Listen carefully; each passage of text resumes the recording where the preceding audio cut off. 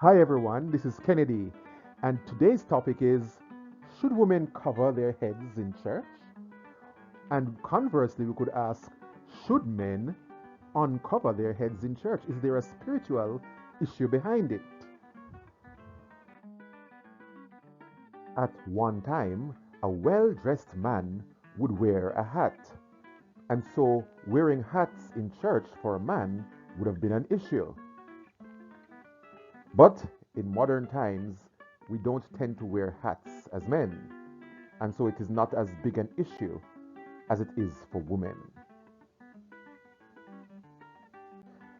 We have a wonderful tradition of wearing hats in church, and I think a lot of people feel very much comfortable when they're wearing them. Now, in modern churches, people tend not to bother with wearing hats. Let us look in the Bible to see if it does say we should wear coverings over our heads when we come to church. Today's Bible note comes from 1 Corinthians 11. 1 Corinthians was a letter written by Paul to the church at Corinth. Some years before, Paul had established the church at Corinth and had spent a long time there nurturing the brethren and bringing up the church. Unfortunately, he heard that things were going wrong in the church, and so he had to write a letter to correct some of the issues. This is a picture of the ruins of the city of Corinth. Paul would have walked on this very road.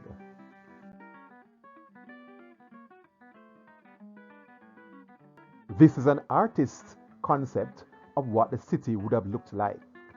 It would have been filled with temples, filled with marketplaces, and filled with Greeks, Romans, slaves, Jews, and other people from around the world.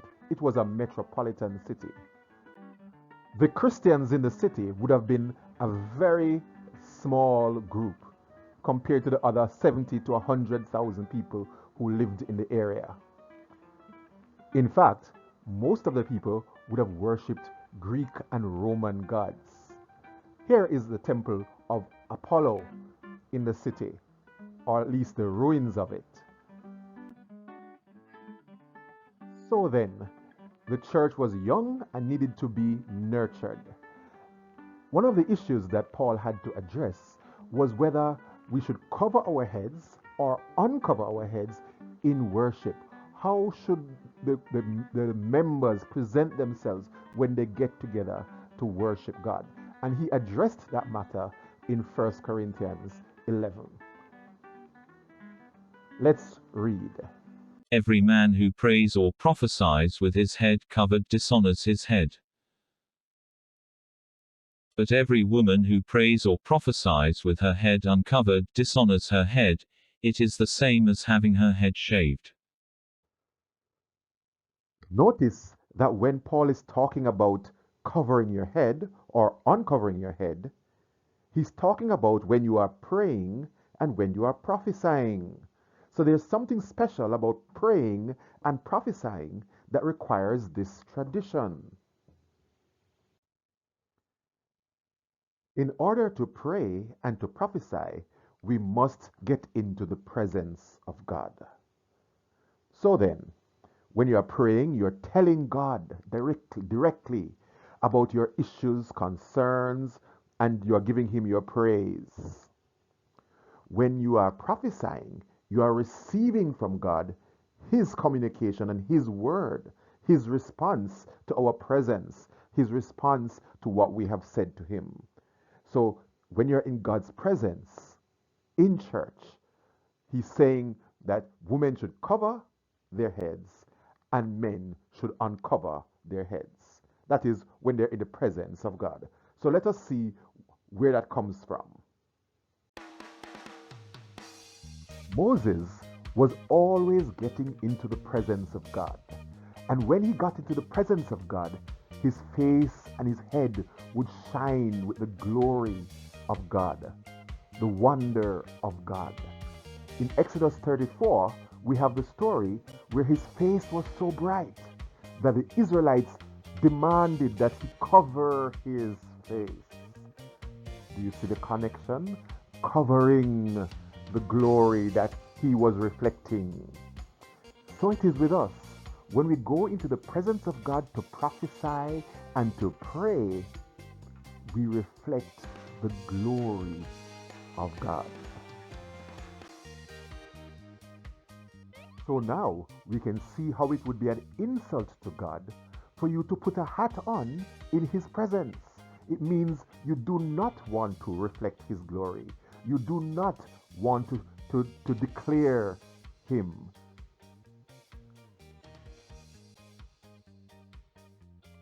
What is the difference between men and women? Why is Paul saying that when women get into the presence of God, why should they be covering their heads? What are they saying to God? As we read further, we discover why Paul is saying that a woman should cover her head. Let's listen. 1 Corinthians 11, 6-10. For if a woman does not cover her head, she might as well have her hair cut off, but if it is a disgrace for a woman to have her hair cut off or her head shaved, then she should cover her head. A man ought not to cover his head, since he is the image and glory of God, but woman is the glory of man.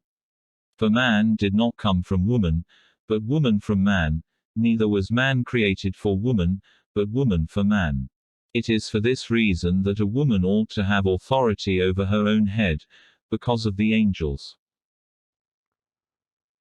Paul is saying that the beauty of the woman, the woman with her hair well done and open, glorious in front of God, is reflecting the glory of man, of mankind. Her beauty is reflecting that glory. And the Bible makes it clear that no flesh should glory in the presence of God.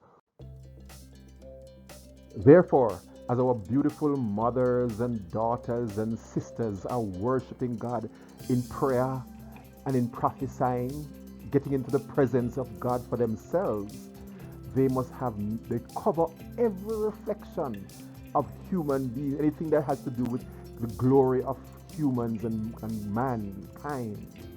So when she puts on the hat, she's symbolically preaching that her real covering is God. Her real reflection is God himself. Now that we understand what it means to have our head covered or uncovered, what does it mean in terms of whether God will hear you? Will God hear you if you do not have your head dressed in the proper fashion? In order to answer that, let us look at some other scriptures. In Psalm 51, it says, a broken spirit, a broken and contrite heart, O God, you will not despise. God will not turn away from someone who is broken and contrite before him. So there's a higher principle that's at play, that God is looking at the heart. Jesus made it clear that the traditions of men do not take precedence over the commands of God. Are you frustrated about something? Do you have something to go to God about, to pray about? Then feel free to go to him just as you are. Traditions don't matter before God. It is your heart condition that matters.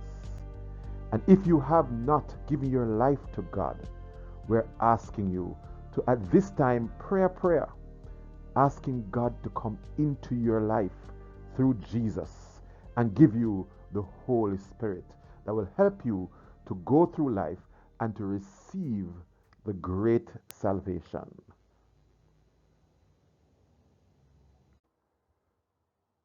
Now let us listen to the final thing Paul had to say in Corinthians about covering of the head. 1 Corinthians 11, 13-16. Judge for yourselves. Is it proper for a woman to pray to God with her head uncovered? Does not the very nature of things teach you that if a man has long hair, it is a disgrace to him, but that if a woman has long hair, it is her glory? For long hair is given to her as a covering. If anyone wants to be contentious about this, we have no other practice, nor do the churches of God. Paul points out that when it comes to this tradition, you should judge for yourselves.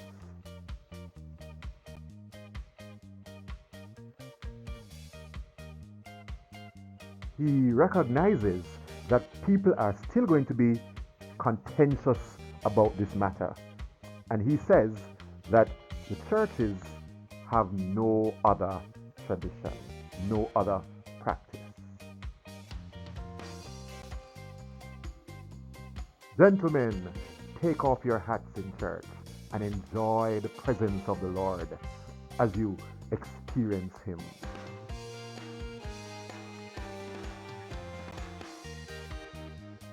Ladies, put on your hats in church and celebrate the fact that you glory only in the Lord.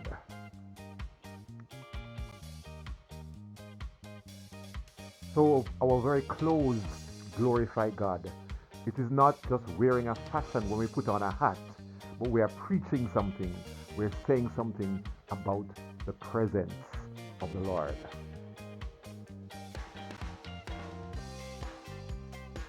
Well, finally, we're back to the question. Should women cover their heads in church? Hopefully, our little notes from the Bible has helped you to determine for yourself. God bless you, and see you in the next study. Bible Notes is a presentation of Kennedy Reed. Thank you for watching. You may contact me at kennedyreed@yahoo.com or text me at 462-6888.